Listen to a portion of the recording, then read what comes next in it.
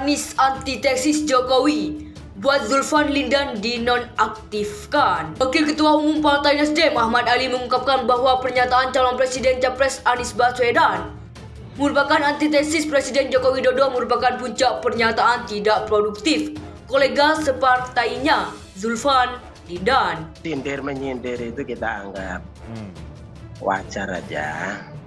Cuma kita harus kembali kepada substansi, kembali kepada makna yang sesungguhnya. Bahwa Nasdem berkoalisi dengan pemerintahan sekarang itu kan hasil pemilu 2019 ya, sampai 2024. Jadi itu Nasdem saya kira selama mendukung Jokowi tidak pernah aneh-aneh. Komitmen pembelaan juga sangat berarti, sangat bermakna, sangat proporsional, bahkan lebih dari itu. Dan itu dimulai Pilpres 2014 sampai hari ini kami tidak berubah.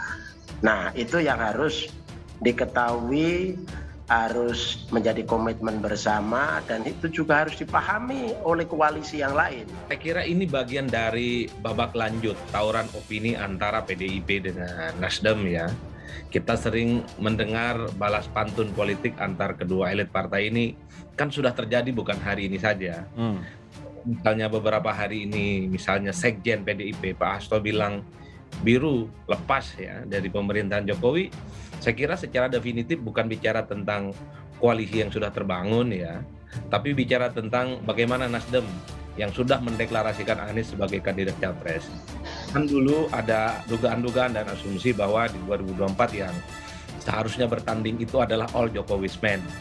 Di KIP, kemudian Gerindra dan PKB, kalaupun toh yang diusung adalah nama-nama yang saat ini santer di survei, tapi kan rata-rata mereka itu adalah orang yang dianggap berada di inner circle kekuasaan politik pemerintah. Orang yang berpikir sempit bicara tentang orang lain. Toh ini ekspresi dari omongan yang bersangkutan ya. Itu yang kemudian sangat disesalkan kalau itu keluar. Karena apa? Karena kita lihat yang mendeklarasikan capres bukan hanya Nasdem, tapi juga Gerindra sudah mendeklarasikan Pak Prabowo. Apakah omongan yang sama keluar dari mulut yang bersangkutan terhadap Pak Prabowo? Kan tidak terjadi ya. Nah, maka kemudian ini yang narasi-narasi minor seperti ini yang kemudian kalau saya menggunakan bahasa Bung Karno, ini politik rendahan, politik yang hanya seputar kekuasaan kementerian semata-mata, politik yang hanya bicara lingkar kekuasaan semata-mata ya.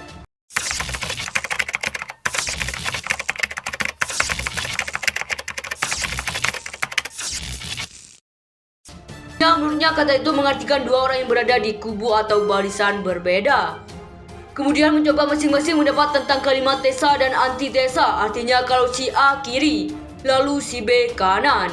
Katanya, Ali berkata pemilihan diksi atau kata yang dipakai Zulfan ini tidak sejalan dengan komitmen Partai Nasdem yang ingin mengawal pemerintahan Jokowi hingga selesai di 2024 dan mulai memikirkan kelanjutan pembangunan pemerintahan usai 2024. Padahal di sisi lain Nasdem itu komit jaga pemerintahan sampai selesai dan memikirkan kelanjutan pembangunan yang sedang dilaksanakan ke depannya, tutur Ali. Sindir-menyindir itu kita anggap wajar aja.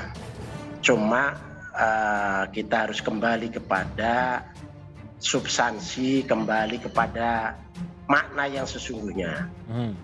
Bahwa Nasdem berkoalisi dengan pemerintahan sekarang itu kan hasil pemilu 2019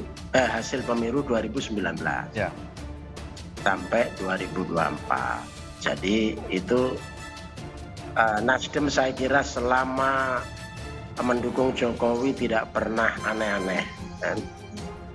Komitmen pembelaan juga sangat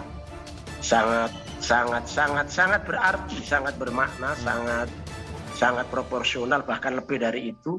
Dan itu dimulai Pilpres 2014 Sampai hari ini kami tidak berubah.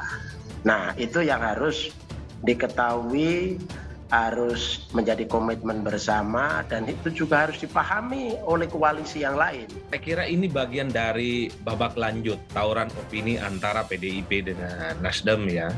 Kita sering mendengar balas pantun politik antar kedua elit partai ini kan sudah terjadi bukan hari ini saja. Misalnya beberapa hari ini, misalnya Sekjen PDIP Pak Hasto bilang biru lepas ya dari pemerintahan Jokowi. Saya kira secara definitif bukan bicara tentang koalisi yang sudah terbangun ya, tapi bicara tentang bagaimana Nasdem yang sudah mendeklarasikan Anies sebagai kandidat capres. Kan dulu ada dugaan-dugaan dan asumsi bahwa di 2024 yang seharusnya bertanding itu adalah all Jokowi's men. Di KIP, kemudian Gerindra dan PKB, kalaupun toh yang diusung adalah nama-nama yang saat ini santer di survei, tapi kan rata-rata mereka itu adalah orang yang dianggap berada di inner circle kekuasaan politik pemerintah. Orang yang berpikir sempit bicara tentang orang lain. Toh ini ekspresi dari omongan yang bersangkutan ya.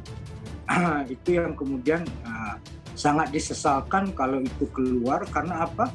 Karena kita lihat yang mendeklarasikan capres bukan hanya Nasdem, tapi juga Gerindra sudah mendeklarasikan Pak Prabowo. Apakah omongan yang sama keluar dari mulut yang bersangkutan terhadap Pak Prabowo? Kan tidak terjadi ya. Nah, maka kemudian ini yang narasi-narasi minor seperti ini yang kemudian kalau saya menggunakan bahasa Bung Karno, ini politik rendahan, politik yang hanya seputar kekuasaan kementerian semata-mata, politik yang hanya bicara lingkar kekuasaan semata-mata ya. Tindir menyindir itu kita anggap wajar aja. Cuma kita harus kembali kepada substansi, kembali kepada makna yang sesungguhnya. Bahwa Nasdem berkoalisi dengan pemerintahan sekarang itu kan hasil pemilu 2019 Ya. sampai 2024. Jadi itu Nasdem saya kira selama mendukung Jokowi tidak pernah aneh-aneh. Komitmen pembelaan juga sangat berarti, sangat bermakna, sangat proporsional, bahkan lebih dari itu. Dan itu dimulai Pilpres 2014. Sampai hari ini kami tidak berubah. Nah, itu yang harus diketahui, harus menjadi komitmen bersama, dan itu juga harus dipahami oleh koalisi yang lain.